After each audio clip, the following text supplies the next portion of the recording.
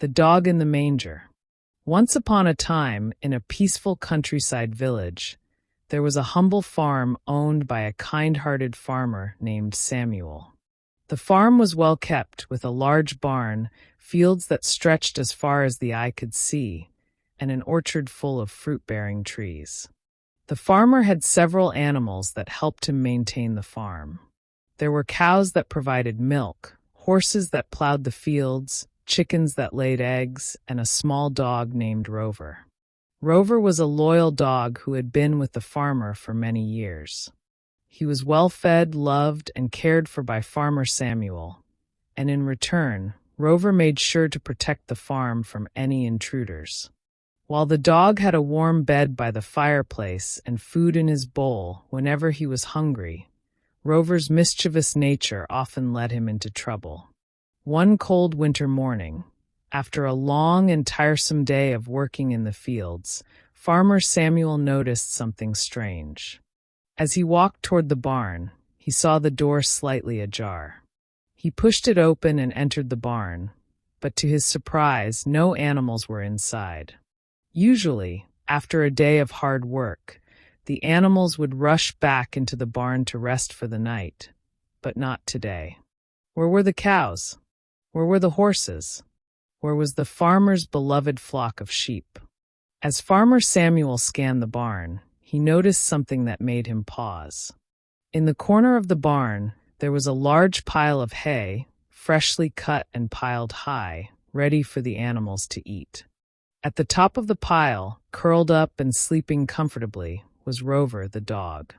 The warm glow of the barn fire made the hay look even more inviting, and the dog looked content, basking in the heat.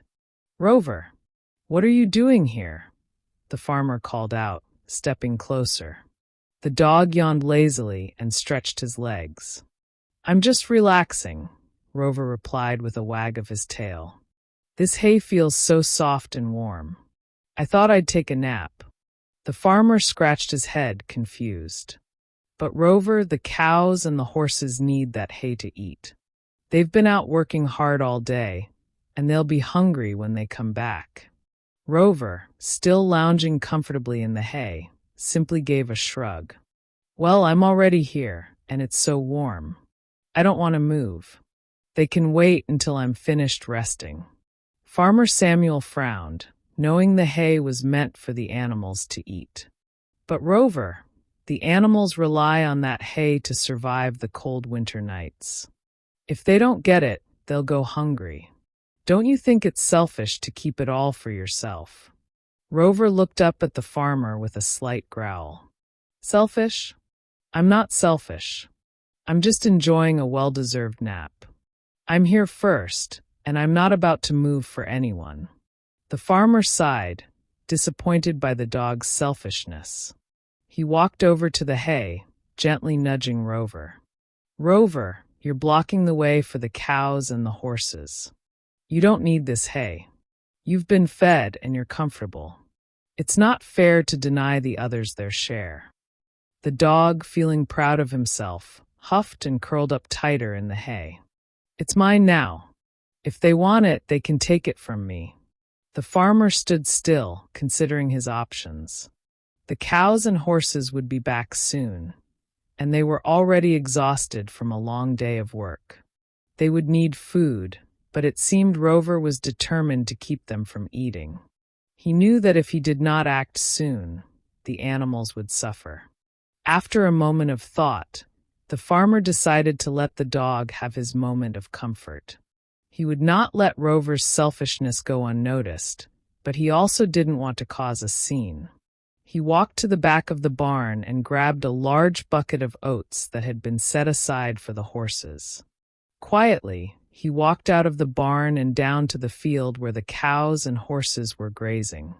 When the cows saw their farmer, they immediately perked up, eager to be fed. "We've been waiting for our hay all day," the cows mooed. "We're hungry and it's so cold. Can you help us?" The farmer smiled kindly at them. "I'll get the hay for you.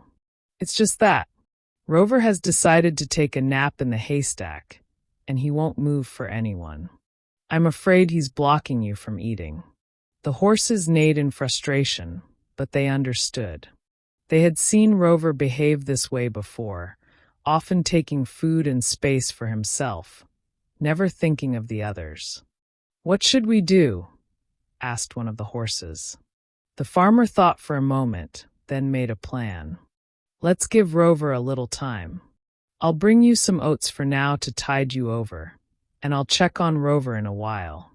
The cows and horses agreed, grateful for the farmer's help.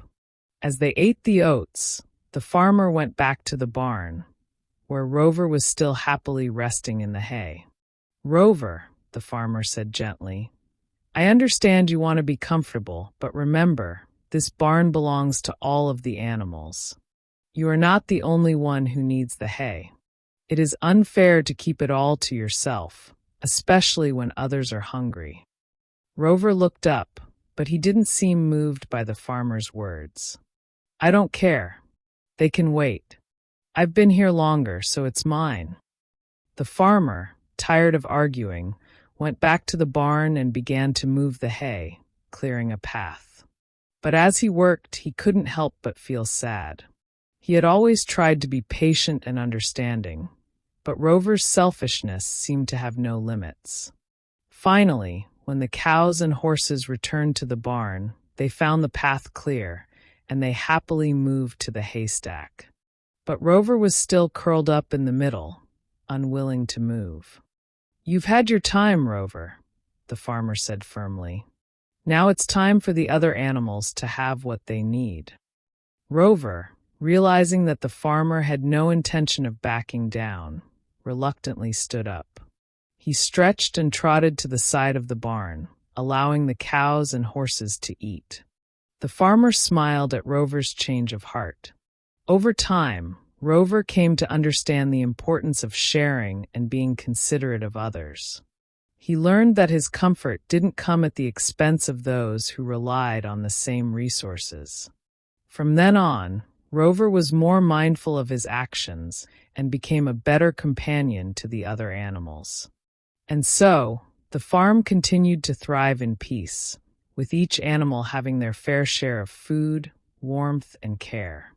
Farmer Samuel's patience and wisdom helped the animals learn the value of kindness, and the once selfish dog became known for his thoughtful nature. The end. Moral of the story.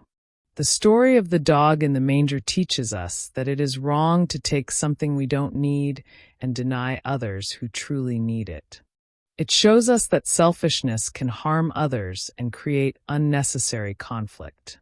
The moral is that sharing and being considerate of others' needs is the true path to harmony and kindness.